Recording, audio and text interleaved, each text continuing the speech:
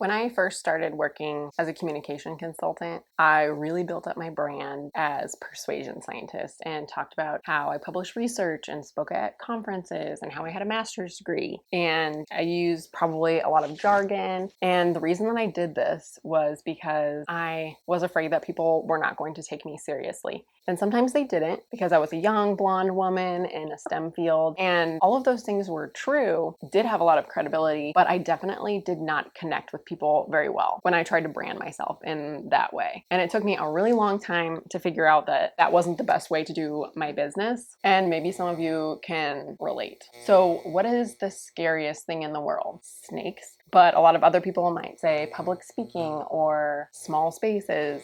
But one thing that most of us are seriously afraid of is faux pas or other people's opinions. We care so much about what other people think. Even if we're really self-confident, we tend to think about what other people think of us.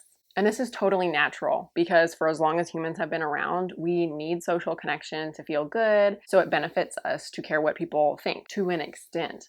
And that's why sometimes we make choices in our businesses the way that we do, because we care what other people think. But here's the thing about fear. Sometimes when we're afraid, we don't make the best choice. Fear actually kind of has a paralyzing effect on our brains. When we're afraid of something, our brains process it using our fight or flight mechanism, which means that we go into this mode where we either freeze up or we make hasty survival decisions. We're not thinking things through rationally, we're using our emotions. So it can be really risky to make decisions on our businesses based on fear, especially the fear of other people's opinions. I've learned the hard way and over a long period of time that I didn't need to care so much about what other people thought about my credibility, that the best way for me to be credible was to be open and vulnerable and talk about my experiences. And that's what would make people see me as an authority. So while other people's opinions can certainly be pretty motivational, putting too much stock in what other people think can lead us to make the wrong decisions in our businesses. How much do you care about what other people think?